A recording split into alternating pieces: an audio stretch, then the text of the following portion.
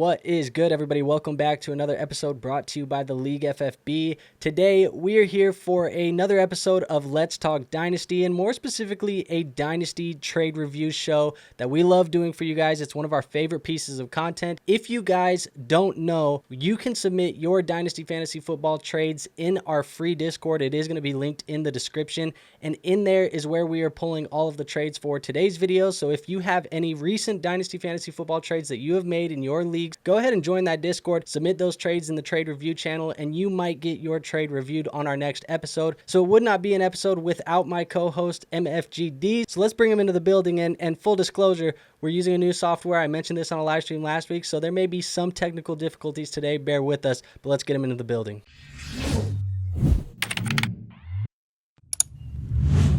Doing good, and as you guys can see, I'm off location right now, a completely different place. So just like Andrew said, if you notice a little few differences, that's another reason why. Yeah, for sure. So like I said, we're here for a Dynasty trade review show today. I already have the trades pulled up. I don't really want to waste any time. Should we just hop right into it? Let's hop right into it. All right, so as you can see right here on the screen, we do have our first trade.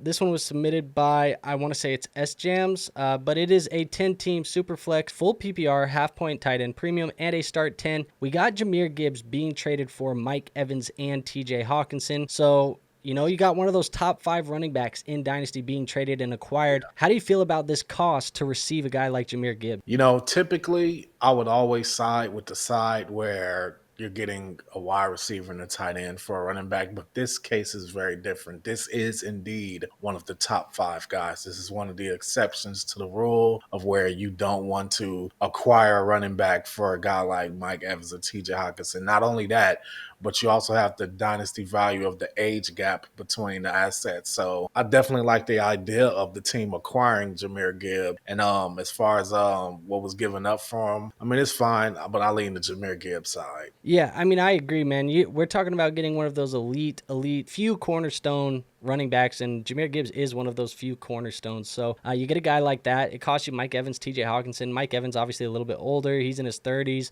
TJ Hockenson, he's had a pretty gruesome knee injury, and even though we like TJ Hockenson in a tight end premium, it may not be this year that he's fully healthy again. It may take some time to still recover from that.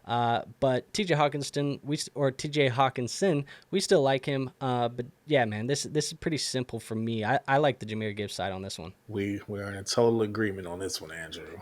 All right, well, let's move on to our next trade here.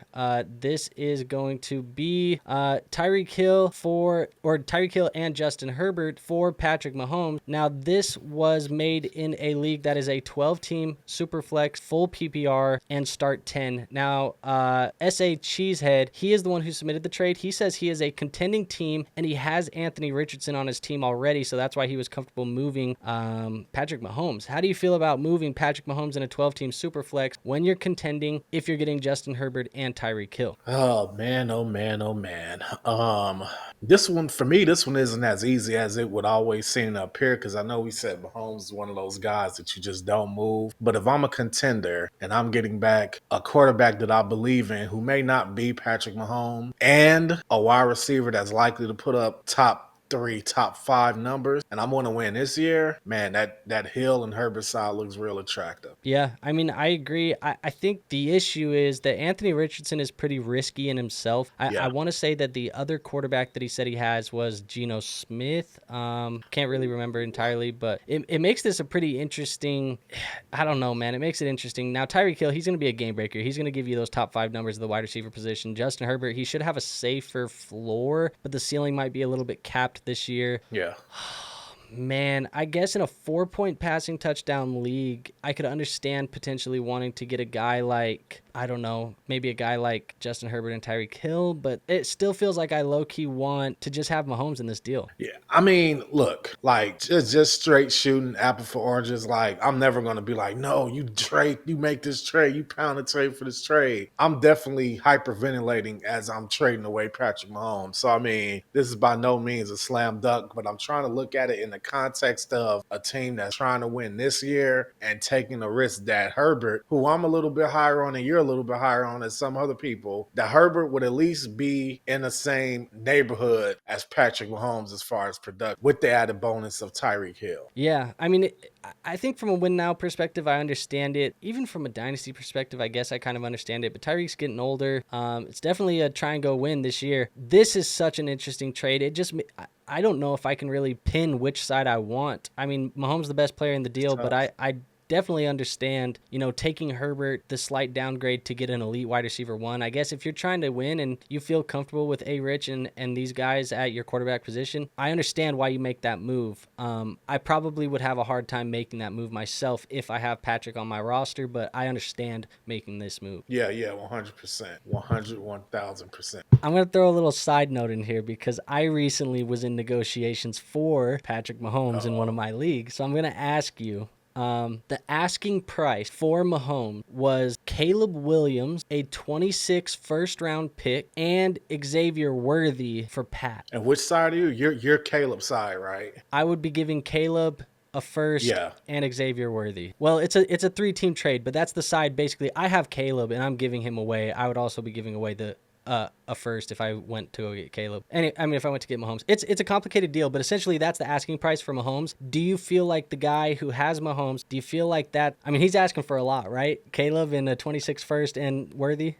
It is a lot, but I wouldn't crap on the person that if they decide to send that for Patrick Mahomes. Yeah, I'm having an issue with it because the problem is in this 3-team trade, I am the guy giving away Caleb, but I'm not getting back Mahomes. Mahomes is going to another team. Yeah, and I'm getting Kyler Murray, and it's like I'm giving up Caleb for Kyler Murray and like Alvin Kamara, and it's like I just don't know if that's what I want to do. And I love Kyler Murray, but I'm smart enough. Look, I've been doing this long enough, and I'm smart enough to know that when you get those 3-team trades, you get one guy in every 3-team deal that gets screwed. And I'm smart enough to look around the room and say, I think I'm the one getting screwed in this deal, so I'm not doing this thing. Yeah, man. I probably would hit the brakes on that one and not trust that situation. It doesn't make sense to me how I give up Caleb Williams and I'm not getting Mahomes back. That doesn't make sense to me. It doesn't make sense to me either, man, to be honest. But whatever. Let's move on to the next one. We don't got to sit on this too much longer. Here's our next trade here from Killer 10 and S Jams. Again, we have a 10-team Superflex full PPR half-point tight end premium and start 10. Now Jam says he's a contender. So you trade Keon Coleman and a 25 first, and you get Josh Jacobs. How do you feel about Coleman and a first for Josh Jacobs? Yeah, Josh Jacobs is not Jahmyr Gibbs. So I'm going to lead the Keon Coleman in the first side. I personally, and I swear, guys, this time is not me being a Packer hater. I honestly feel like Josh Jacobs is going to have a bust of a season. So, I mean, I really lean to Keon. And it's not even the fact that I like Keon Coleman. He's kind of just like also ran in this trade. The first for Josh Jacobs is like what I'm looking at. And I'm just like, no, dude, I'm not trading that for Josh. So I'm interested to hear kind of your thoughts because I also have said that I just don't really like the outlook of Josh Jacobs this year at his current cost because I think a lot of people are viewing Jacobs as like a top 10 guy, top 12 guy, and I more so view him as like a running back 2 on my lineup, not a running back 1. And so I'm interested, what do you not like about Jacobs' situation this year either? I just feel like his trajectory is not going in the right direction. Last season he did whatever. I feel like that was also like a contract year. Mm-hmm. And so I feel like, and I've never been a big Josh Jacobs guy to begin with. But at the same time, I look at him very similar to how I look at Joe Mixon, and I've been wrong about Joe Mixon before. So I mean, they're kind of like the same ilk to me. You know what I mean? Yeah. I just don't think that. And then I factor in too, like, and I know this hasn't always mattered. I factored in like him going from like Raiders, West Coast team, sunny California, sunny Nevada, and now he's going to be going to the frozen tundra. And I mean, that's a different type of like cold over there. So It's just those things I look at, and I just don't see him as the same kind of bruiser or the same type of guy as like a Aaron Jones. I just don't know. Makes sense. I feel like for me, it's more so, kind of what you say, like over the last couple of years, he's lost a little bit of the efficiencies. He's not running as well as he had in years past. He's getting a little bit older. Typically, running backs that go on their second contract to a different team don't necessarily always perform the best either. There's low-key a reason why a lot of these teams move on from you and let you go to the second team that pays you the money. That's kind of built into this. And also, I think a big thing for me as well is you look at the addition that they made, day 2, Marshawn Lloyd. They bring back A.J. Dillon in this backfield. And it feels to me, even though Josh Jacobs is the most talented guy in the backfield, it feels like this is the most crowded backfield he's ever played in his career. It's going to be the most competition he's ever had in his career. And Yes. I like the offense. It's going to be a much better offense than what he played in. I just think that he's going to be a guy who is going to need to see a lot of touchdowns to be really effective for fantasy football. And he can do that in this offense. It's just at his current cost, it almost feels like he has to do that. And I don't like buying into players that are already kind of being valued at the ceiling. I don't think anybody should feel like Josh Jacobs has top 5 upside in this offense. I don't know what he would have shown you over the last year or so that would allow you to say that he's a top 5 guy. Now, Keon Coleman, he's a guy that I necessarily haven't been very high on, but when you have a first-round pick projected late, Keon Coleman, I know you're in a contending window. Jams is, and he's the one getting Jacobs. I think you can add a James Conner. I think you can add a Joe Mixon. I think you can add an Alvin Kamara at a cheaper cost than what you paid for Josh Jacobs, and you get similar production. Hell, you can add probably a guy like Jalen Warren for a second-round pick and get 75% of the production that Josh Jacobs might be able to give you this year. So I'm not a big fan of buying the contending running back before we get through the preseason, before we get through training camp, because as we know, this time of year is when backfields, specifically running back backfields, that's when things get shook up. That's when injuries happen. And buying right now just feels a little bit premature. And also the reality is if you feel like you're a running back away, there's going to be a guy later this year. They happen every season. We had Jerome Ford give you valuable touches last year. We had Kyron Williams give valuable touches. We've had James Robinson's in years past. Like, guys will emerge, guys will have opportunity, and you can buy one of those guys from a team that doesn't want them at that point. That doesn't cost you Josh Jacobs. Hell, I think you probably could buy Rachaad White for cheaper than Josh Jacobs, and I think Rachaad White outscores Josh Jacobs this year. So I don't know. That's just my thought. Not that I dislike the trade, but I don't like the process, and I think I just more so don't like the player of Josh Jacobs. But that's where I'm at. That's where we're at. Fair enough. Let's move on to the next one here. We have 12 teams, super flex, no tight end premiums, and a start 10. Drake London and a 25 fourth being traded for Olave and a third. The fourth and the fifth, they don't matter. Who cares? Cross them out. This is London for Olave. How do we feel about London versus Olave in Dynasty? You know what? Honestly, last season I would have told you that I'd take Olave over London, but this season I'm taking London over Olave. I mean, Olave, even though I know I think London got like dehydrated or something the other day, but Olave's already like hurt.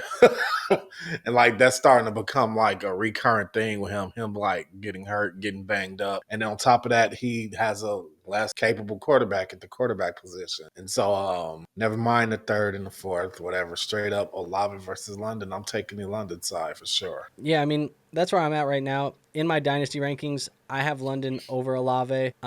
You have to think about how these guys career-wise have been looked at for the majority of their year, because these guys come in the same draft class, right? It was Garrett Wilson, Drake London. Those were kind of the number 1, the number 2 wide receiver in this class for the most part. And there was a real conversation I remember having in a Dynasty league where people were arguing, who's the wide receiver 1 in the class? Is it London or is it Wilson? And that was an actual conversation. But Olave, he goes a little bit later. People didn't really love that he was a senior and he was a little bit older than some of these guys. He has the good year, but like you said, he's been plagued with bad quarterback play. So has London. London's been plagued with horrible quarterback play. In fact, worse than Olave has. But at the end of the day, I'm looking at age doesn't really matter in this to me, because both of these guys are young. Both of these guys are kind of still cornerstone pieces for us. Looking forward, what I can project is the Saints will eventually be making a quarterback change to somebody either on the roster currently in Spencer Rattler, or they will be going to a rookie in next year's class or the following class or something like that. There's going to be quarterback uncertainty for Olave for another, 2-3 years probably. Now, London, the quarterback uncertainty is figured out. It's either Kirk Cousins or it's Michael Penix. And it's probably Kirk Cousins and then Michael Penix afterwards. It's figured out. So I think right now, London has the safer floor and the higher ceiling in Dynasty. He has more red zone opportunities. He's going to have more touchdown upside. He's going to have more probably a higher passing volume offense from that Rams coaching tree now being coached by Raheem Morris. We know that Kirk Cousins likes to feed the wide receiver one. He's done it for years and years. He did it with Thielen. He did it with Diggs. He did it with Jefferson. Hell, we even seen, if you're talking about the Rams coaching tree, they fed Puka Nacua and they fed Cooper Kupp and they fed Robert Woods and guys like that beforehand. Like, they feed the number one wide receiver. I think London's going to get fed in a situation like this where it's basically 1-for-1. I like London's outlook a little bit more than Olave. Not that I dislike Olave, but I like London more for the future and for the present. I think I had a few drafts where I actually took London over Olave too when they were both coming out. It's a lot to like about London and like what he can do on the football field as far as being a red zone target and things of that nature. Now he has the obvious upgraded quarterback. I'm not even going to get into Carr versus Cousins. We know which side that lands on. Cousins has nurtured so many good wide receiver seasons, and I feel like to do so, even though he has supported Lamar Cooper, he has supported Devontae Adams, he somewhat supported Olave, there's just a guy I trust more with putting the ball in a top wide receiver's hands, and that's Kirk Cousins. So yeah, I'm going to go to London side. Yeah, the pick swap, I guess it makes sense why you go up if you're getting the Olave side, but it's so irrelevant to me that like they could be taken out of the deal and I still view it the same way. So yeah, man, just give me the London side. But let's move on to this next one. We do have this trade here from Dubridge and Caleb. 12 team Superflex, full PPR, half point tight end premium, and start 10. Now this was submitted by Dubridge. He says he is in a productive struggle. And speaking of Michael Penix, he is in this deal. Speaking of Kirk Cousins, he is in this deal because the deal is Dubridge and Kirk Cousins for Michael Penix Jr., a 25 first and a 26. So how do we feel about a deal like this where you get Penix and 2 future first round picks for Malik Nabers and Kirk Cousins? I was trying to find the little blurb from Bleacher Report earlier, but I couldn't find it. But I seen something along the lines of the Giants plan to force feed Malik Nabers, and they will not be surprised if he gets over 100 catches. So I can make the argument that Malik Nabers alone for sure is worth those 2 first. Like Malik Nabers for a 25 first and a 24, 25 and 26 first. Yeah, I can see it. So then that brings Kirk Cousins when I'm trying to wrap my mind around the idea of trading Cousins for his heir apparent. But well, for what it's worth, I think Caleb in that league, I think he's tanking. So he's basically saying, Dubridge, you can buy the starting quarterback in Atlanta for a year or 2, but I'm buying the starting quarterback in 2 years. Okay, is Dubridge tanking or is Caleb tanking? Caleb is tanking. Dubridge is productive struggle. So okay. Yeah, so Dubridge, he doesn't care if he wins this year, but he's still trying to remain young while trying to be competitive. That's crazy to me too. Trading Malik Nabers and you rebuild tanking, that's kind of crazy. That is. Honestly, if there was a way, if I could have somehow been like, hey, I'm going to go ahead, I'm going to keep Malik Nabers, but let me trade you, because Caleb will be, okay, Caleb originally had Cousins. Yep. He's trading away Cousins to get Penix. I would have definitely been trying to see if I could get Cousins for Penix. And I would have, if he has less of an asset, let's say a second or something like that, I would have preferred that Penix. Like, I would keep Malik Nabers at all costs. That's basically what I'm saying. Like, sometimes the tank ain't worth it. Fair enough, dude. I'm in this league with Caleb, and I'll be honest, I have never seen somebody embrace a tank as hard as he has embraced a tank in that league. I think he probably has 7 of the 2025 first, and he probably has 3 or 4 of the 2026 first. Like, he's basically sold everybody off of the roster for future draft capital, and he's going to basically own the entire next 2 draft classes, which is going to be interesting to see how that pans out, because I've never seen anybody really load up on 2 full classes in a row back to back of almost all of the first round picks. It's going to be crazy. But looking at the trade at face value, I mean, I understand, Caleb tanking, he wants to get liquid assets in the first round picks. He gets Michael Penix, who's a player for the future, but at the same time, I probably don't need Michael Penix thrown in this deal because it's not necessarily a player that I just feel like I need right now. Now, I understand he's going to go up in value when he becomes the starter, but all in all, I think the value, from a value standpoint, this is probably a fair deal, so it makes sense. I just think, for me, I prefer to have the Malik Nabers and the Kirk Cousins side. Yeah, same here. But from a value standpoint, it makes sense, and I understand Caleb's process here of taking Penix, playing for the future, and then having the liquid capital in the draft pick. But like you said, why trade Malik Nabers? Yeah, that's the only thing I'm at with it. It's just you're looking to draft a guy like Malik Nabers. You know what I mean? And I don't know, Andrew. You'll be able to tell them better than I can. I don't know if there's a Malik Nabers in next year's draft. I know there's not going to be the quarterback class that was in this class going into next year. So I mean, next year seems like a running back class to me. But It is a running back class, and I will tell you, I mean, there's a reason why we said that this year's wide receiver class, the top 3 wide receivers, they probably could have been the wide receiver 1 in the last 2 or 3 classes, all of them. Because they were that good. Rome was that good. Malik is that good. Marvin is that good. And that probably applies for the next 2 classes coming up as well. Now, there's guys that I like. There's guys like Luther Burden. There's guys like Teteroa McMillan. There's guys like Emeka Egbuka that I like. But at the end of the day, they're not Malik Nabers. And there's going to be a couple guys coming out that are going to be pretty good. Jeremiah Smith, he's going to be a dog. But he's like 2026, if I'm not mistaken. Yeah, he's 2026. So you got to wait. I don't know. It's interesting. It's an interesting deal, but Caleb's embracing the tank. But for the productive struggle for Dubridge, who submitted this and asked us to grade it, I like what Dubridge does here. Yeah, I do too. All right, let's move on to the next one. Ants 08 and M Davis 120. We got a 10-team Superflex, full PPR and start 10. Ant says he is a contending team and he has Patrick Mahomes already, and now he trades for Josh Allen. So it's Josh Allen and Patrick Mahomes on this roster, but he receives Josh Allen the 208. He says the 208 turns into Adonai Mitchell, and then he gives up Lamar Jackson, a 25 first and a 26 first. So how do you feel about Josh Allen and Adonai Mitchell for Lamar Jackson and 2 first? I was going to slam dunk go at Lamar Jackson and 2 first until you told me you got Josh Allen and Adonai Mitchell. I can make the argument. Okay, let's do it like this. Are you trading Josh Allen? Are you trading Lamar? Okay, are you trading Josh Allen for Lamar Jackson and a first? I want Josh. Okay, so that take care of that. And Adonai Mitchell, we can make the argument that he's at least worth a late first. In 2026, is that what you're saying? Like the 2026 first? Well, I devalue draft classes based on like the year forward. Yeah. So 2024, okay, yeah, maybe he's a second round pick. Yeah. But I mean, he is a second round. Yeah, 2025, we're looking at, we always value the first round picks as late. So, I mean, a late 2025 first for Adonai Mitchell, I'm doing it. Yeah, I mean, I think you look at it, and if you want to take Lamar Jackson and 2 first, like, that's a lot of value on that side, and Lamar is probably going to score close enough to Josh Allen. But if I have to just make hey, if this is the trade that helps me win the championship, and he says he's contending, he has Patrick Mahomes on the roster, and now he has Josh Allen and Patrick Mahomes on the roster. Yeah, you sold some future draft capital, but you also land a guy in Adonai Mitchell in the deal that's going to be young and you can build around. Give me Josh Allen and Patrick Mahomes on the same team just for the hell of it, because who has Josh Allen and Patrick Mahomes on the same team? A lucky few. Really nobody. It's probably, like you said, a lucky few, and that's an insane. And to let somebody get Josh Allen and Mahomes on the same team, it feels criminal. Like, your league should be mad at you for allowing somebody to have Josh Allen and Patrick Mahomes on the same team. You might have froze there. I don't know if you froze there or not. Yeah, no, you froze on my side for a second. That's why I just sat there and was looking into space.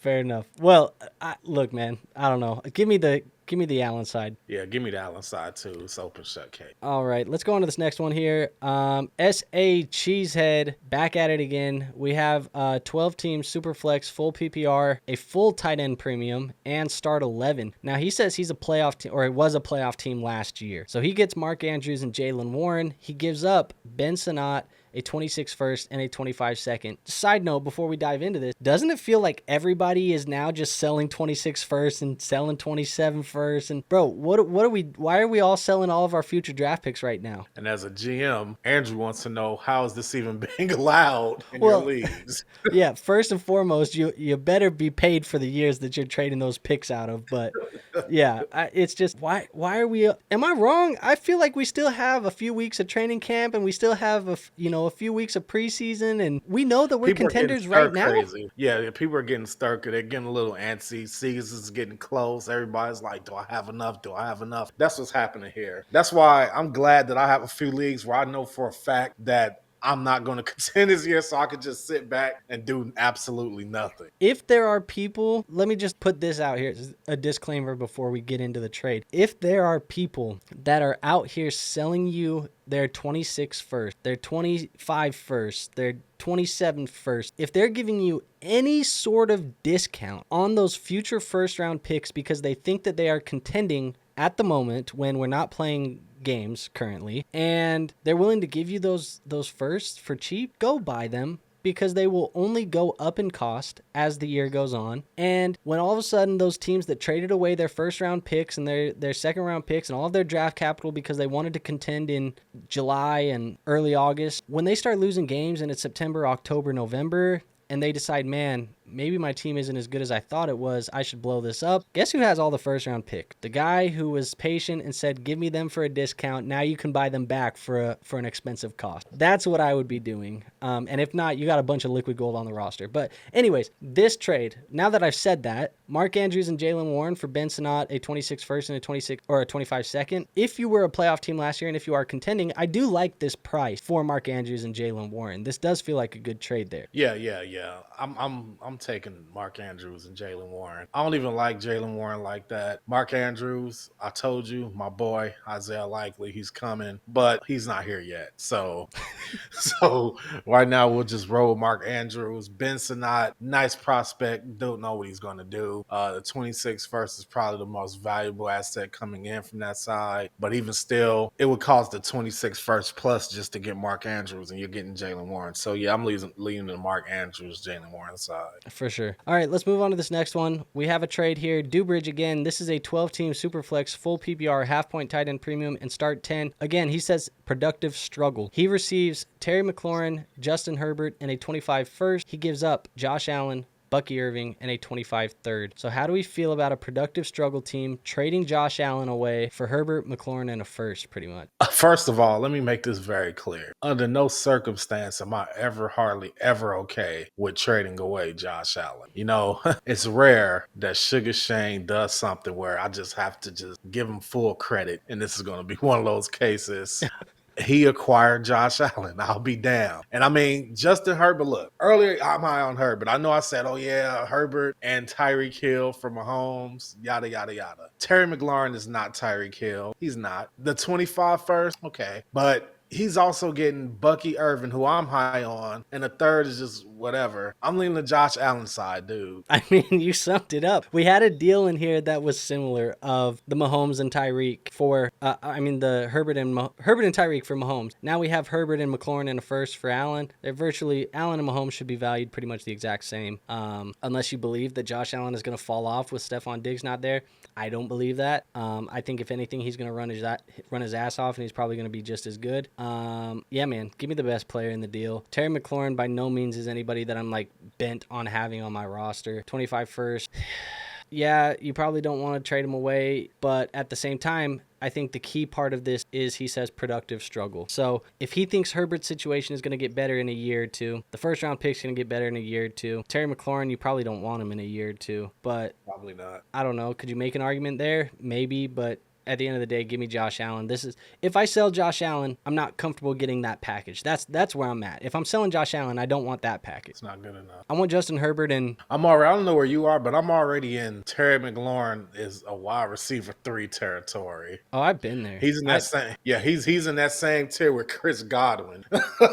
Yeah, I mean, he's just a guy. He's just a guy. That's basically the end of sentence right there. Like, he's just a guy. I don't see McLaurin much different than I see Deontay Johnson. Like, if you don't believe in Deontay Johnson, you shouldn't believe in Terry McLaurin. Yeah, all three of those guys are like of the same ilk. Yeah. Plug them in as a wide receiver 3, plug them in as your flex. Be happy when they scored, 12 to 15 points, and there's going to be weeks they give you 7. Wide receiver 2, then you probably should be looking to make some kind of trade. Yeah. So there we go.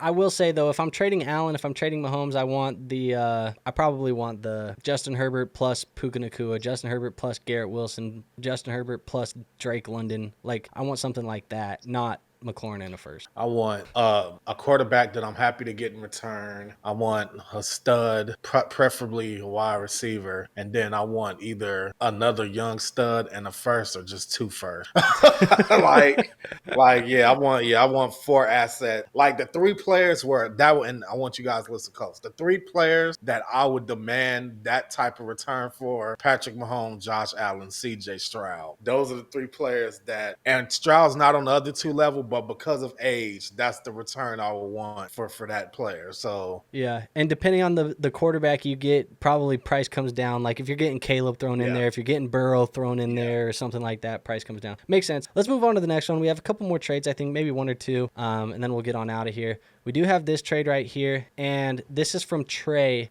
He says 12-team, 1 quarterback, so not a super flex. No super flex, no tight end premium. He's playing in a 2012 fantasy football dynasty league right now. I'm just kidding, Trey. Trey has all of his 2025 pick, he said. So he wanted to make sure that we knew he had all of his draft capital still. He get A.J. Brown, Tajay Spears, and a second. He gives up DeAndre Swift, Rome Odunze, and a first. So we're moving your Bears stack in Swift and Odunze, but we get A.J. Brown and Tajay Spears. How do we feel about this? This definitely feels like your team is going into a I'm trying to win right now direction. I feel like I'm going to get accused of being a homer here, but I'm going with Father Time side. But I'm not mad with Trey's return either. The only reason I got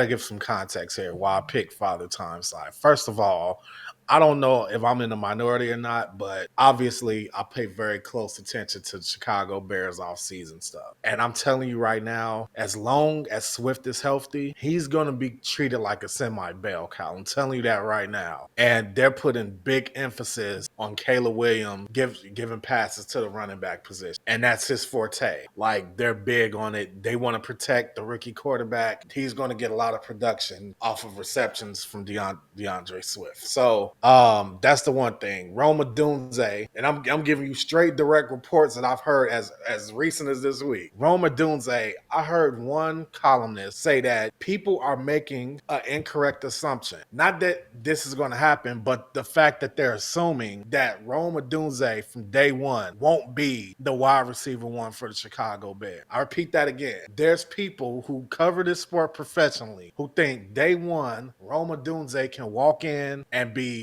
above DJ Moore, above Keenan Allen. That's what I'm being told. That's what I'm reading.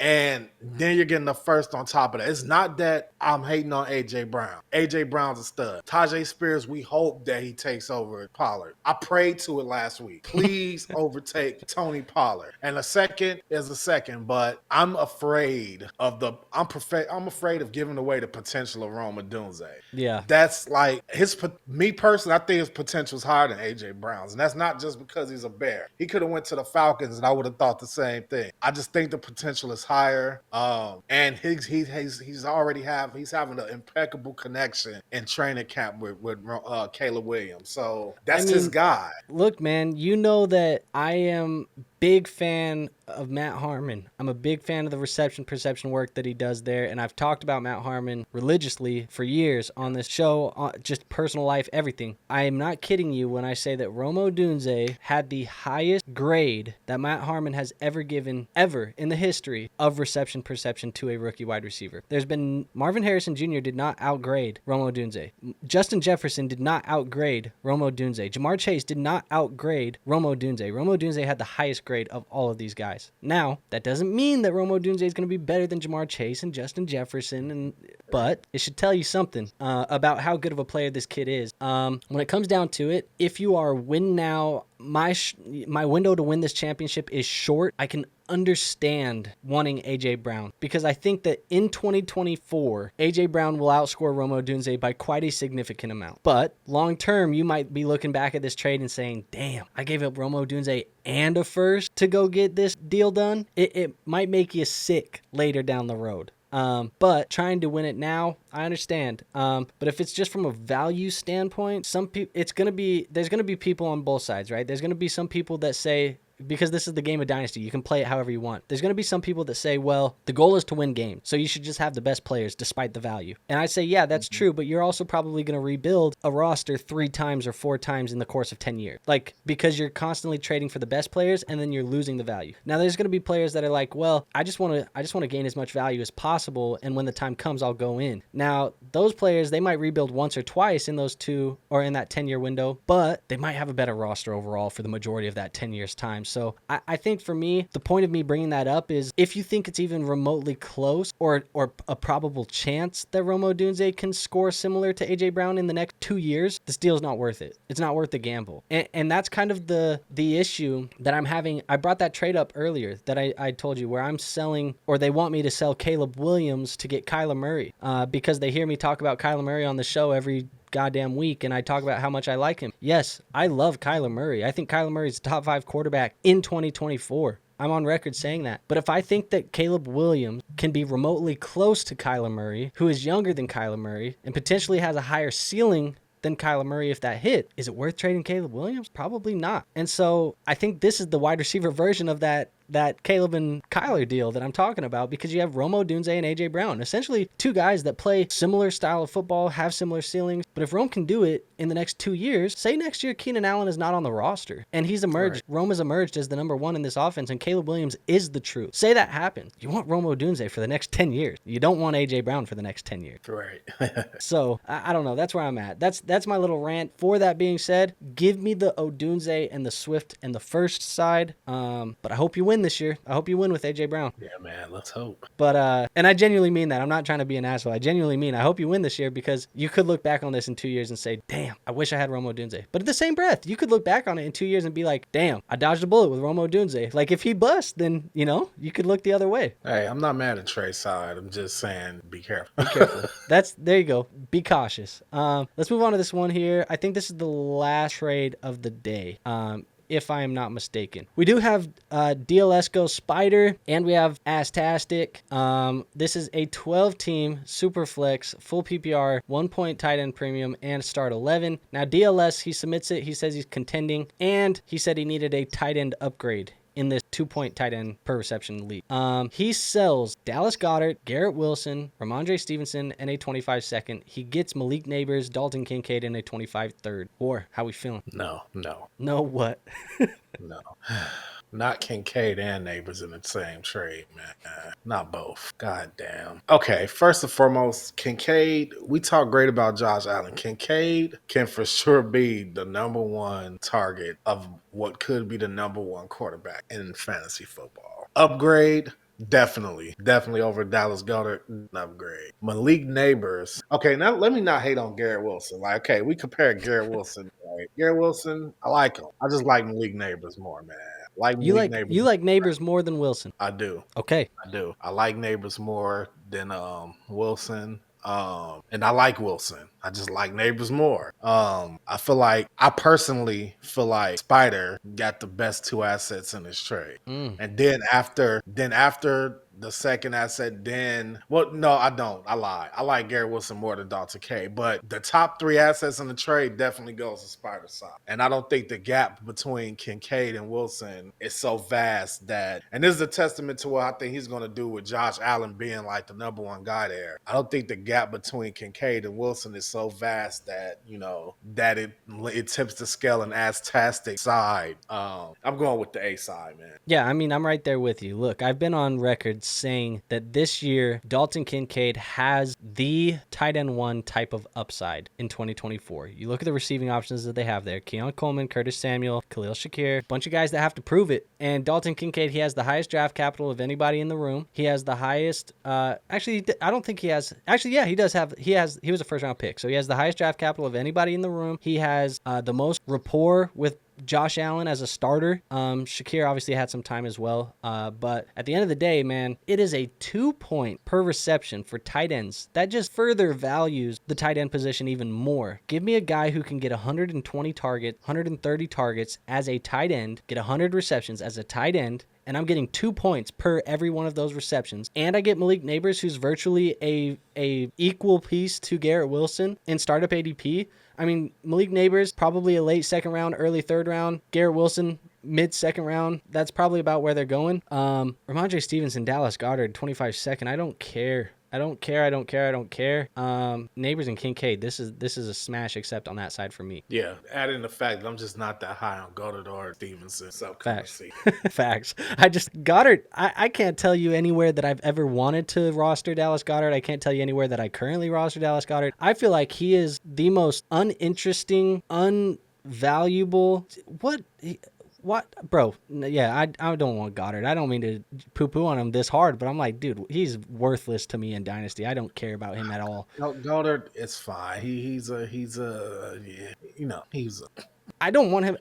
I would rather roster I would rather roster Ben Sinnott on my roster right now than Dallas Goddard. I would rather roster Pat right. Fryermuth than Dallas Goddard. I've I would tried rather to Craig Goddard for Ben Sinnott. I I've would rather tried. roster. I don't know. Give me almost any starting tight end. I'm going way overblown here. He's not that bad, but I just don't care to have Goddard. He seems like he is going to give me 7 to 8 points every week and nothing more. And that's it. I'm only going to get 7 to 8 points every week. You might get 9 or 10. If he falls into the end zone on that one catch that he catches for 22 yards for a touchdown, I might get the the 9 points. Anyway, let's get on out of here. I don't think we have anything else. We definitely don't.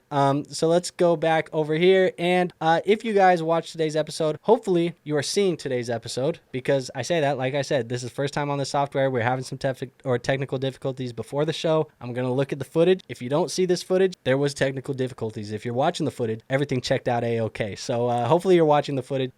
If you did like today's episode, hit the like button, hit the subscribe button, go join the Discord. That way on our next trade episode, which, by the way, the next trade episode is going to be a month from now. We've been trying to do them every 2 weeks, but we have our team reviews that are going to be coming out over the next month as the season approaches. So going to take a step away from the trade shows for just one of those 2-week periods and slam it with a bunch of the team reviews. Those will be coming out. You guys should be excited for those. Those are really fun for us to do. We did them last year. A lot of our fantasy receipts, if you guys have seen our Show Me the Receipts episodes, a lot of the receipts come from these episodes. So there's going to be good takes, spicy takes, hot takes, bad takes, everything you want. They're all going to be there. And yeah, man, like I said, do all that good stuff. Hopefully you're seeing this video. Where can they find you at? You can find me on Crimson Mask Pro Wrestling for all of your professional wrestling needs. WWE, AEW. We're having a bit of a renaissance lately. Come join the renaissance as we continue to fill the flows of professional Crimson Mask Pro Wrestling with an attitude. Yes, sir. But all right, guys, that will be it for today's episode. Go do those things. Love you. See you on the next episode.